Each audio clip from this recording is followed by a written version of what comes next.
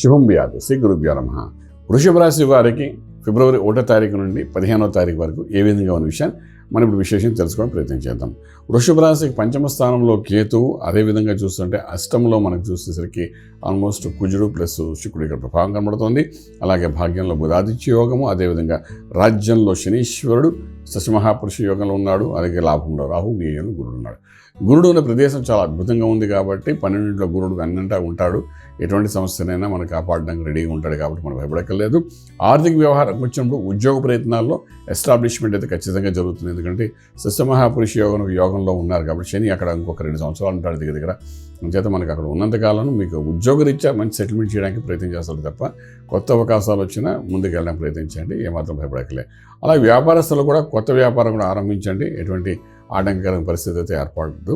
అలాగే real estate కంటే సినీ ఇండస్ట్రీలో వాళ్ళకి ఫిలిం ఇండస్ట్రీలో డైరెక్టర్స్, ప్రొడ్యూసర్స్, అదేవిధంగా యాక్టర్స్, తర్వాత చిన్న లఘు పరిశ్రమలో ఉన్నవాళ్ళు వీళ్ళందరికీ కూడా మంచి చక్కటి ఫలితాలు ఇచ్చే అవకాశం ఉంటుంది. కొత్తగా ఏమైనా స్టార్ట్ చేయొచ్చు, కొత్తగా ఏమైనా సంతకాలు పెట్టచ్చు, అగ్రిమెంట్స్ అది తీసుకోవడానికి అవకాశం ఉంటుంది.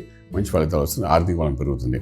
అలాగే వ్యాపారస్తుల విధంగా వచ్చిన ప్రొడ్యూసర్స్, డైరెక్టర్స్ వీళ్ళందరూ తీసుకున్న వ్యవహారాలు కాంట్రాక్ట్స్ చేసుకుని కొత్త ఫిల్మ్ ఇండస్ట్రీలో డెవలప్ చేయాలనుకుంటే సక్సెస్ఫుల్గా బాగా కనబడుతుంది 15 రోజుల్లో. నేను అలాగే మనకు ఏంటంటే ఇక్కడ ముహూర్తాలు లేవనే విషయానికంటే దాని మీద డిస్కషన్స్ చేసుకోవడం వలన ఒక కాంక్రీట్గా ఒక అద్భుతమైన డీల్స్ జరిగే అవకాశం అయితే 15 రోజుల్లో బాగా కనిపిస్తుంది. ఇక రియల్ ఎస్టేట్ దగ్గరికి వచ్చి న్యూట్రల్గానే కనబడుతుంది. శుభవార్తలు, శుభమైన కార్యాలు జరుగుతాయన్న దానికి న్యూట్రల్గా కనిపిస్తుంది. విదేశాలకు వెళ్ళి సెటిల్ అవ్వాలనుకున్న ప్రయత్నాలు మాత్రం కొంచెం ప్రయత్నం మానుకోండి ఈ 15 రోజులు. అలాగే విదేశాలకు వెళ్ళి చదువుకునే విద్యార్థులు కూడా పెద్ద అవకాశాలు ఇప్పుడు కనిపించే 15 రోజుల్లో కాబట్టి కొంచెం నార్మల్గా ఉండేది. ముహూర్తాలు కూడా అన్నిటికీ లేవు కాబట్టి అది కొంచెం న్యూరల్గా ఉంది. అది ఒక రకంగా తీసుకున్న ట్రేడింగ్ చేసేటప్పుడు మాత్రం ఐరన్ కోర్స్ మీద, అలాగే మన మైన్స్ సెక్టర్స్ మీద, అలాగే మనకు గోల్డ్ అండ్ సిల్వర్ కమోడిటీస్ మీద వీటి మీదుగా ట్రేడింగ్ చేయడానికి ప్రయత్నం చేయండి. కొంత సక్సెస్ఫుల్ అయ్యే అవకాశం బాగానే కనబడుతుంది. లక్కీ నెంబర్ 9 పాజిటివ్గా మీకు పనిచేస్తుంది. ఇక మంత్రము, ఆరోగ్య విషయం గురించి మనం ఆలోచించుకునేటప్పుడు ఏంటంటే ఇక్కడ అష్టంలో ఉన్న కుజుడు, శుక్రుడు బలహీనంగా కనిపిస్తున్నాడు. అంటే రాశ్యాధిపతి శుక్రుడు అష్టంలో కుజుడితో కలిసి ఉన్నారు. సో అష్టంలో ఒకటి ఉండడం ఒక సమస్య.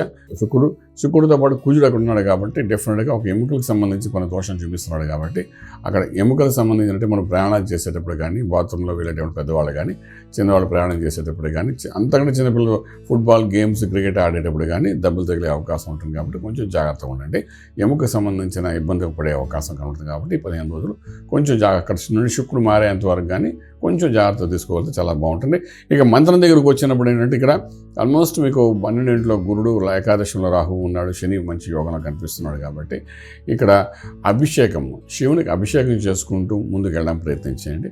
అది కొంతవరకు అన్ని రకాల న్యూట్రిషన్ లాగా మీకు పనిచేస్తుంది.